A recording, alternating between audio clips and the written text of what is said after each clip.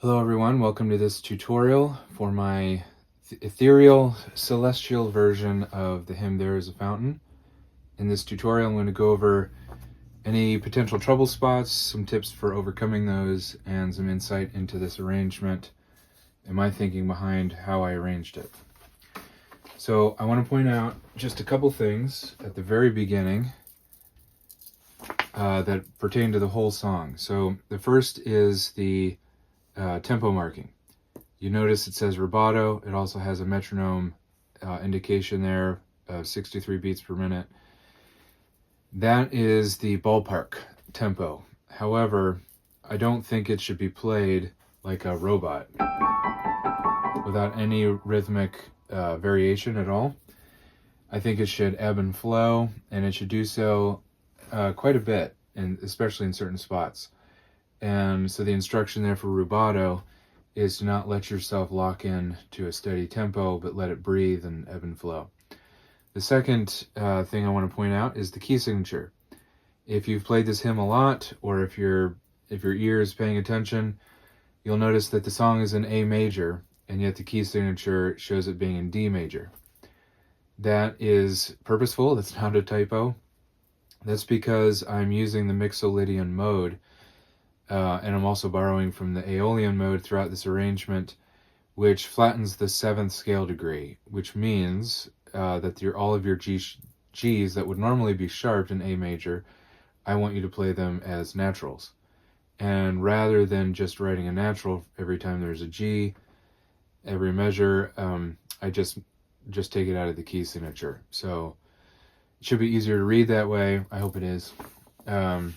And when it modulates at the end into, here, on page 6, it modulates to B flat major, but the key signature is E flat. So that's where it catches up with you, because instead of the key signature making it easier, it actually makes it a little bit harder here, because it gives you 3 flats instead of the 2 that are in B flat major. But, okay, so I want to point out the tempo and the key signature. I also want to point out that overall, this figure that your right hand begins with should be played very lightly, as if it were trying to capture the feel and the idea of like a cloud or fog or something like that. It should be very light and feathery, and it should be something that it's more of a texture rather than every note being articulated clearly. Especially, I should also point out that the pedal marking, where you don't lift your pedal until measure 5, is also intentional, because I'm trying to just help you, even mechanically, create that ethereal sound that your right hand is doing. I don't want those notes to be articulated individually. I don't want you to be able to make them out individually. I want them to feel and sound like a cloud.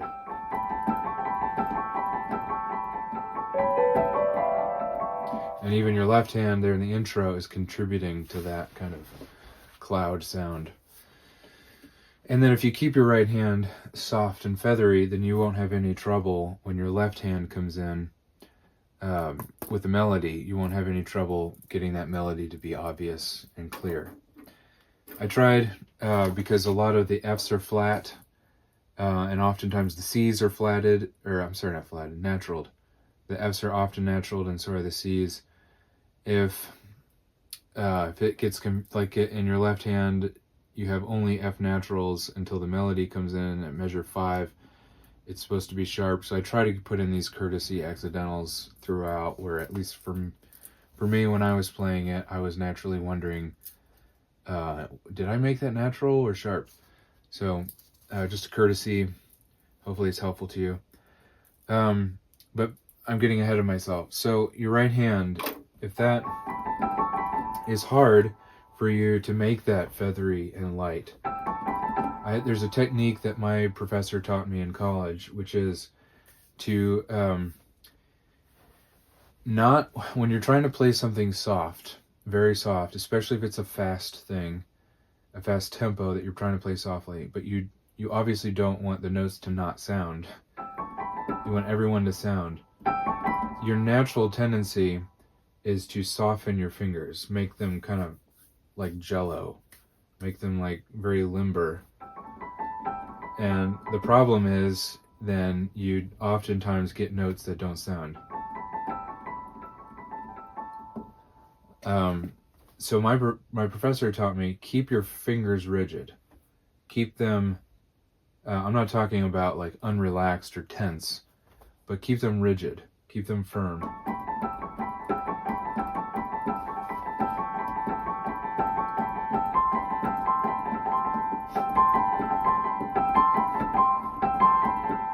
Not performing it very well, but you get the idea. It's almost kind of a mental thing, but it does translate to your fingers. If you keep your fingers rigid in a good hand shape,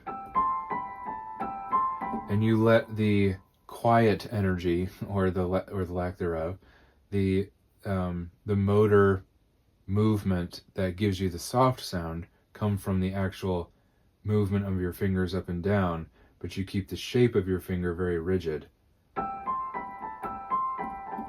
That helps you accomplish that dynamic at a fast tempo. Okay, enough time spent on that. Second page is okay. I'll just point out that at measure 14, they're at the Lose All Their Guilty Stains, the first refrain. If your left hand pattern that you're playing feels unnatural to you, or unintuitive, that's okay. It did to me as well.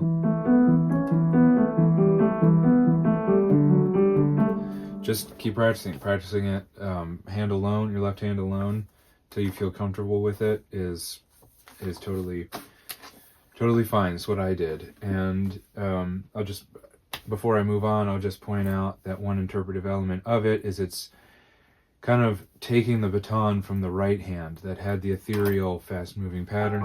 Now your left hand's taking it. So you don't want to treat it like maybe a big arpeggio.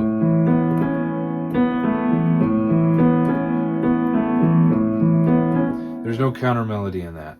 It's just supposed to be the cloud kind of shifting now into your left hand.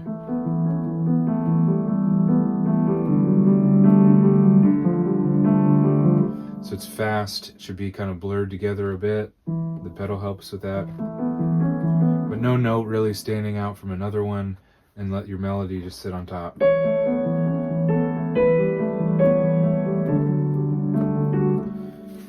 Okay, next page, page 3. The only thing I want to, or two things I want to point out. Your bar is 6/4 here. If the rhythm of that seems odd to you, it is a deviation from the kind of straightforward rhythms we've had up to this point. It's just a beat and a half per chord, and if I count it while I play it, it goes 1, 2, 3, 4, 5, 6, like that.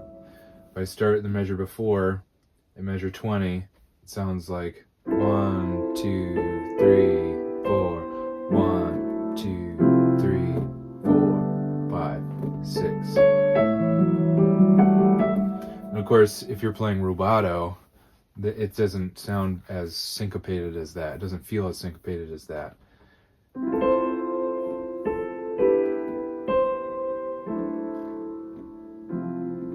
If you stretch it out, the reason I did it that way is I just wanted those chords to not feel super long one from the other. If I just made them half notes each, it would work out mathematically really well and would look cleaner on the page, but I would be afraid that stretching out that cadence point, it would just feel too like there's too much time between those chords. So don't get too literal about it. Just don't make those chords hang on each time, each one of those chords hang on too long. Your ear will guide you. Don't worry about it. The important thing is this A on the top, which your pinky should be on, never lets up in all those chord changes. That's, I think, the most important part about that. That, and it's notated that way. I think you can, hopefully you can see it through the camera there. That A needs to be held and not let up in those chord changes. So my pinky's here.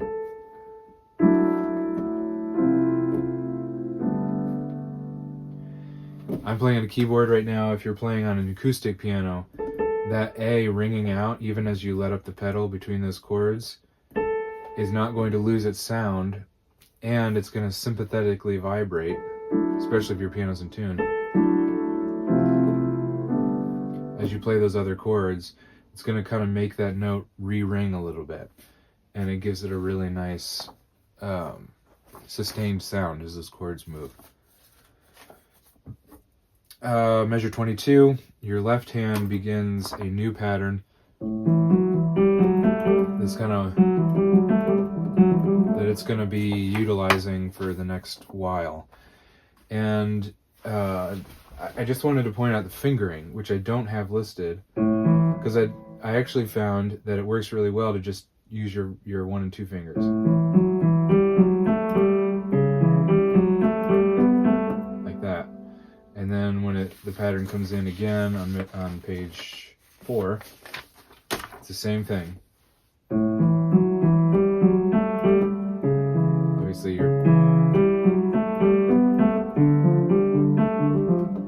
get the idea.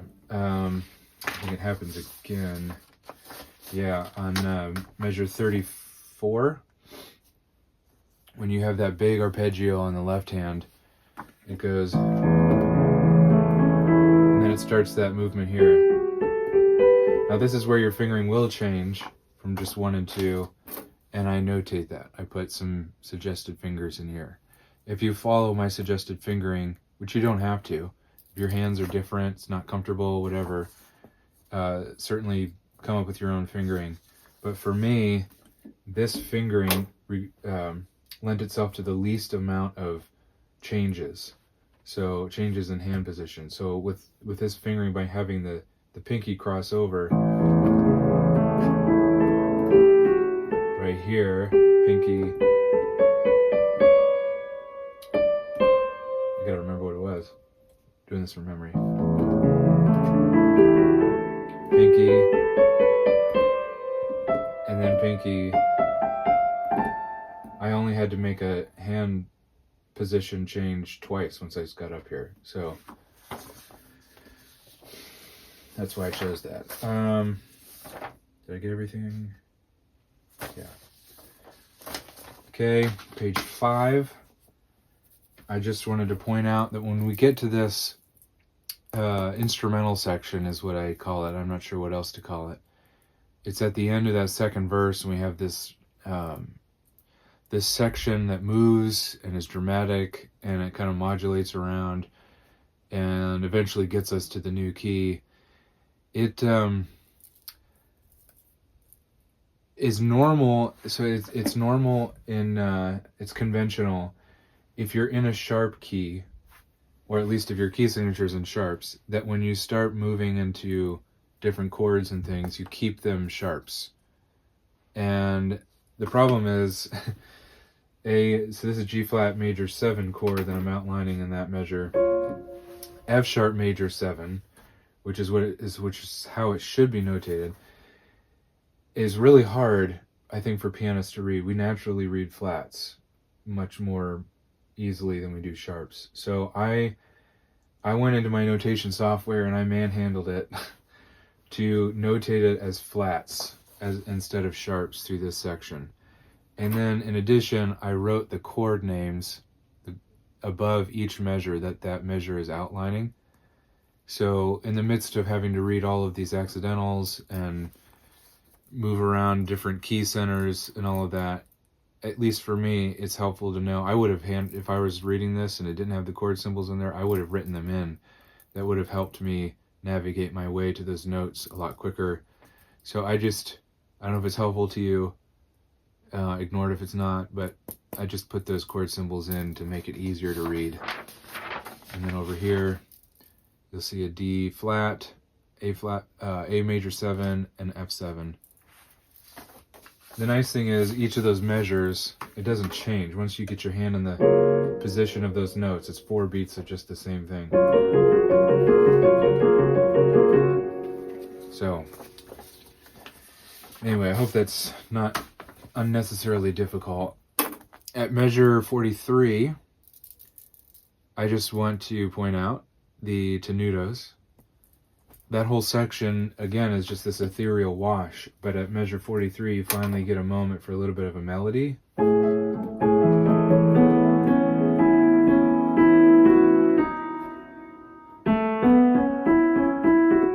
So you want to make sure you bring that out. And if you notice in the way that I played it, my right hand, you know, we're like cooking, right?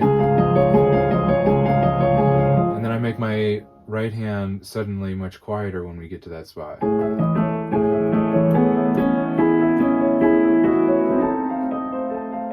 So that my left hand can really bring those melody notes out.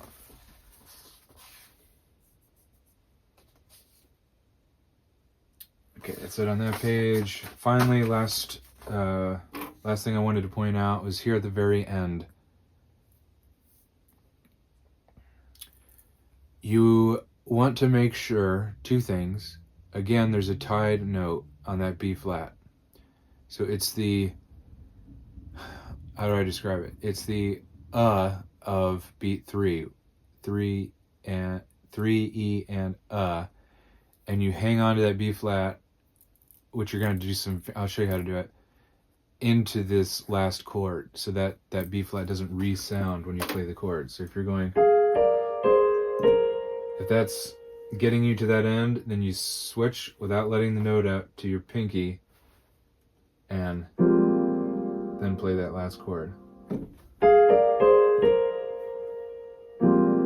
And that molto rit is intentional. That gives you, I mean, not only did I think it was the right thing to do there, but also gives you that the time to make that transition.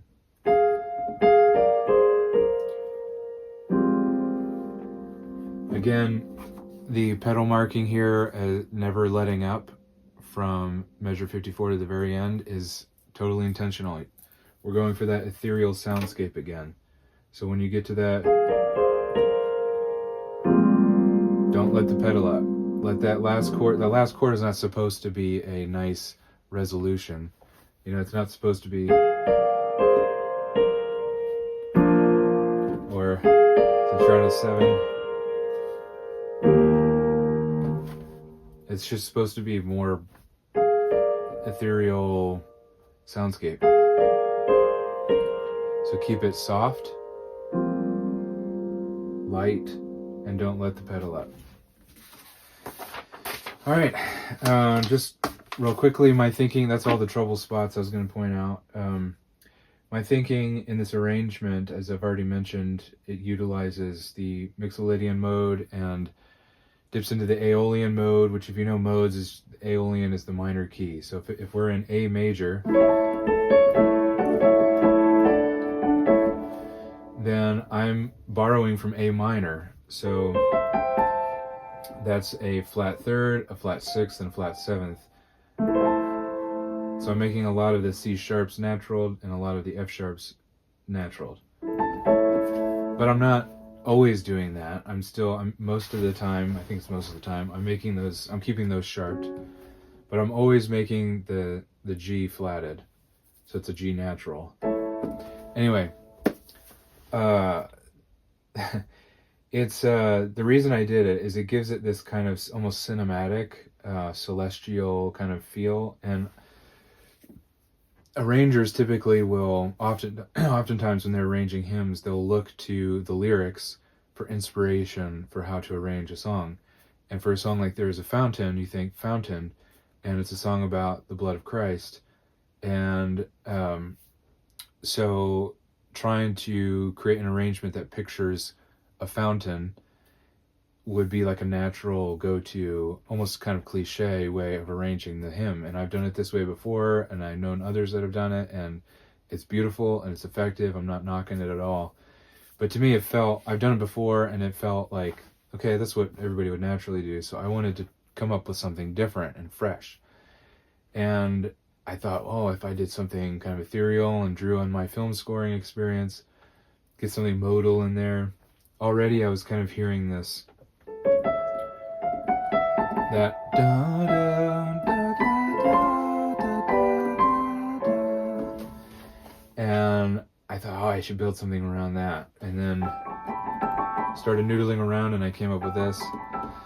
So my thinking behind it is just I wanted something that was fresh, that caused the listener to, two things, that caused the listener to feel the same thing from the hymn that they would feel if it was performed naturally, if they sang it congregationally out of the hymn book, and everything that song means and what it stirs within us. I didn't want to strip this arrangement of that. I still wanted that experience to happen for the listener, but I also wanted it to be packaged in a fresh enough way that, you know, people would kind of perk up and think, oh, this is different, and they would hear it differently, and then maybe a different aspect of the lyrics, or maybe a different memory, an association with the song will come to mind, or maybe create a new one for them, and in that way just provide a new experience, but one that's just as meaningful. So I hope it accomplishes that. I hope this tutorial, as long as it has been helpful to you. Many more to come, and so I will see you in the next one.